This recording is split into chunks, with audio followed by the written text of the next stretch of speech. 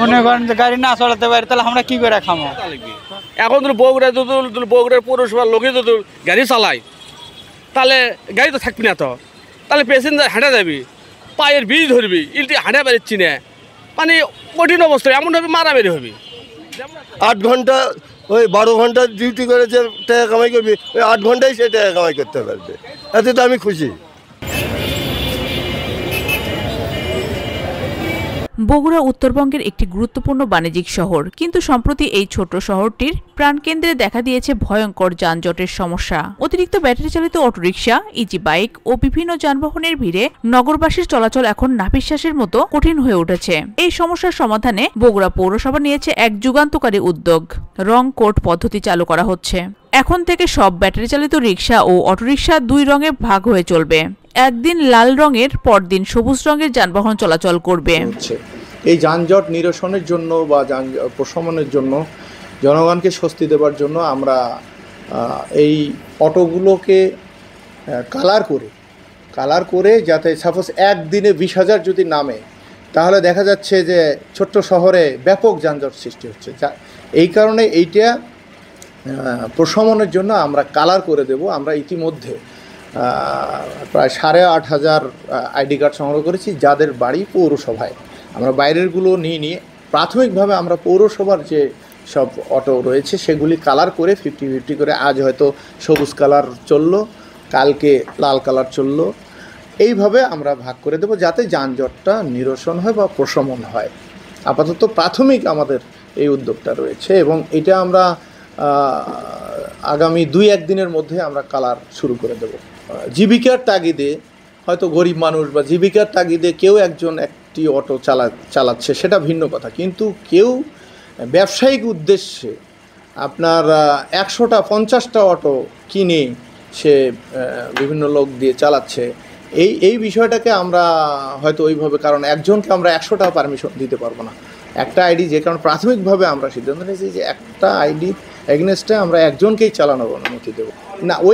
ওই মালিকেরটা আর একজন চালাতে পারে। আপনি হয়তো কেউ অবস্থা সম্পন্ন আছে, সে একটা অটো কিনেছে, একজনকে দিতে পারে, কিন্তু সে 50 জনকে দিয়ে চালাবে, এইভাবে যানজটের মাত্রা আরও বেড়ে যাচ্ছে। আমরা এই ধরনের পারমিশন আমরা দেব না।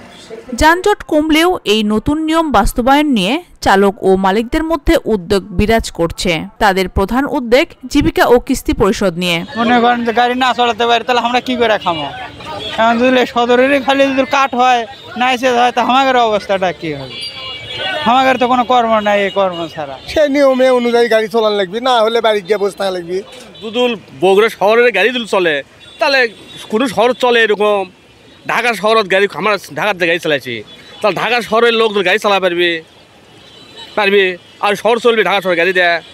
বাইরে পেট্রোল যদি না যায় তাহলে ওই এলাকার লোক কেমনি চলবে? হাঁটে যা লাগবে।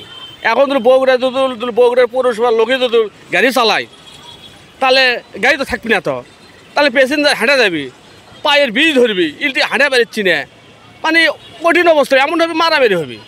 যেমন ধরেন আপনি পৌরসভা 3 মাত্রা, ওই পাত্র পৌরসভা না, ম্যাট দিলে পাত্র পৌরসভা না, তাহলে ম্যাট দিলে ওই পাত্র গাড়িগুলো আসে, তাহলে আপনি এই পৌরসভার গাড়ি যদি ম্যাট দিলে পার হয় তাহলে কী অবস্থা হবে?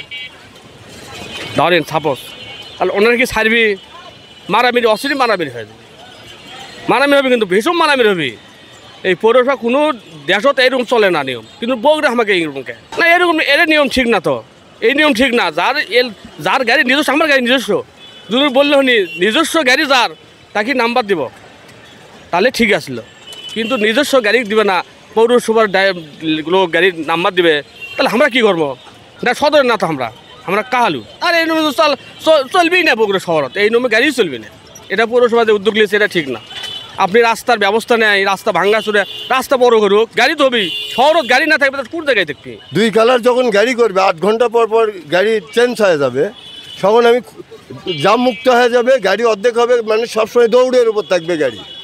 যে অর্ধেক গাড়ি চলবে তারা সবসময় ভরা মেরে হুঁশ পাবে না, কোনো বসেই থাকবে না, এতে তো সুবিধা। 8 ঘন্টা ওই 12 ঘন্টা ডিউটি করে যে টাকা কামাই করবি, ওই 8 ঘন্টায় সে টাকা কামাই করতে পারবে, এতে তো আমি খুশি। পৌরসভা যানজট বেশি হয়ে গেছে, গাড়ি বেশির কারণে ইনকামও কম হচ্ছে, আর সাধারণ মানুষেরও সমস্যা, এই নিয়ম যদি চালু করে, যদি টাকা পয়সা ছাড়া, তাহলে ঠিক আছে। আর যদি টাকা পয়সা নিয়ে যদি মানে মানুষ হয়রানি করে, তাহলে ঠিক হবে না। এখানে জনগণ সবাই সমান, সবাই সমান। বগুড়া এবং সদর বাইরে সবাই উপলক্ষে আপনি গাড়িটা চালাবে। এই যে শহরের ভিতর যারা আছে, পৌরসভার ভিতর যারা আছে, তারা দেখুন যে বেশি পরিমাণ অর্থশালী লোক 3-4টা করে গাড়ি কিনে আপনি ভাড়া দিয়ে রাখছে। তাহলে গরিব মানুষ তারা কি করবে? গ্রামের থেকে যারা আসছে তারা তো অবশ্যই ইয়ে করবে, তারা তো অবশ্যই গাড়ি চালিয়ে খাওয়া লাগবে। তারা পেট লাথি মারা না এটা। তো আমি চাচ্ছি যে সবাই সমানভাবে চালাক। আচ্ছা, কালারিং করে ভাগ করে দেখ, সমস্যা নাই, কিন্তু আপনি গ্রাম শহর দুটাই দেখ। যদি আপনারা তারা যদি বলে যে না আপনাকে এই লাইসেন্স করবে, তো সবাইকে দেখ লাইসেন্স। খালি পৌরসভাতে দিবে, গ্রামের মানুষ কি করবে? তারা কি না খেয়ে মরবে? তাদেরকে দেখ। যদি সরকার কোনো ব্যবস্থা করে তাহলে, আর যদি করে না ব্যবস্থা দেওয়া হবে না, তাহলে আমাদের বন্ধ করে দিলে আমরা পরিবার চালাতে পারবো না। কারণ আমরা প্রতিবন্ধী মানুষ, আমাদের গ্রামেও ইনকাম নেই, আমরা শহরে ইনকাম করে দূরে বউ ছেলে মুখে ভাত দেই। যদি আমাদের বন্ধ হয় তাহলে আমরা পথে বসে যাব। আমাদের এটাই দাবি যে আমাদের বগুড়া শহরে যেভাবে চালানোর অধিকার দেওয়া হোক, বা যদি গাড়ি কমানোর ইচ্ছা থাকে, অনেক বড় বড় মানুষ আপনার ধরেন বিদেশ থেকে এসে 20টা-30টা করে গাড়ি রাখছে একজন মানুষ, তারা যদি 30টা গাড়ি চালাতে পারে, তা আমরা অসহায় বগুড়ার মানুষ, আমরা তো বাইরে অন্য জেলা থেকে আসি নাই, তাহলে আমি একটা গাড়ি চালাতে পারবো না কেন? এখন আমরা তো ইউনিয়নে আমাদের বাড়ি, কিন্তু আমাদের গাড়ি চালানো লাগে পৌরসভার ভিতরে। কিন্তু আমাদের যদি পৌরসভার ভিতরে আমরা যদি গাড়ি না চালাতে পারি, তাহলে আমরা কি করবো? আমরা ইউনিয়নের তো আমাদের কর্ম হবি না, আমাদের পৌরসভাতে থাকা লাগবে। তাতে এখন সরকার কি করবে? সরকারকে এখন দায়িত্ব দেওয়া হলো। অনেক বছর থেকে গ্যারেজ চালাতেছি আমরা, তো অনেকগুলো রিক্সার মালিক বা 1-150 রিক্সা আমার আছে। তো রিক্সার যদি লাইসেন্স একজনকেই দেওয়া হয়, তাহলে আমাদের রিক্সাগুলোর ব্যবস্থাটা কী হবে? এটা সরকারের কাছে আমার অনুরোধ জানাচ্ছি যে আমাদের যে রিক্সাগুলো আমরা কিনছি, এটা তো নোটিশ করা হয় নাই। তাতে আমাদের রিক্সাগুলো কি করব আমরা? একটা যদি একজনকে দেওয়া হয়, তাহলে পৌরসভার যে নিয়মকরণ করে, তাহলে আমাদের যে 1-150 রিক্সা আছে, এই 1-150 রিক্সা দিয়ে আমরা কি করবো? আমরা তো ক্ষতিগ্রস্ত হয়ে যাব। তাহলে সরকারের কাছে আমার অনুরোধ জানাচ্ছি যে আমাদের রিক্সাগুলোর একটা ব্যবস্থা করার পরে তারা যা নোটিশ না দিয়ে এই যে কাজটা করতেছে, এটা আমরা মানে নিতে পারতেছি না। আমরা কি করে খাবো? তাহলে আমরা তো পথের ফকির হয়ে যাবো। নিঃসন্দেহে পৌরসভা যে উদ্যোগটা গ্রহণ করেছে, অবশ্যই সাধুবাদ জানাই। অবশ্যই বগুড়াবাসীকে যানজটমুক্ত শহর উপহার দেওয়ার জন্য এর কোনো বিকল্প নাই। পৌরসভাকে অবশ্যই এগিয়ে আসতে হবে। পৌরসভা এবং জেলা প্রশাসন, আমাদের ট্রাফিক বিভাগ, জেলা পুলিশ ট্রাফিক বিভাগ, আমাদের সকলকে মিলেই কাজ করতে হবে। তবেই আমাদের উদ্যোগটা সফল হবে বলে মনে করি আমি। তবে শুধু রিকশা নিয়ন্ত্রণেই সমাধান নয়। দিনে প্রায় 18 বার ট্রেন আগমন ও প্রস্থানের কারণে দীর্ঘ সময় সিগন্যাল বন্ধ থাকায় যানজট বেড়ে যায়। ফুটপাত দখল, অবৈধ পার্কিং ও সরু রাস্তায় কুরিয়ার ও মালবাহী গাড়ির প্রবেশ, এসব কারণে যানজট আরও বাড়ছে। বগুড়া যানজট সমস্যা মোকাবেলায় প্রয়োজন সঠিক পরিকল্পনা ও শৃঙ্খলা।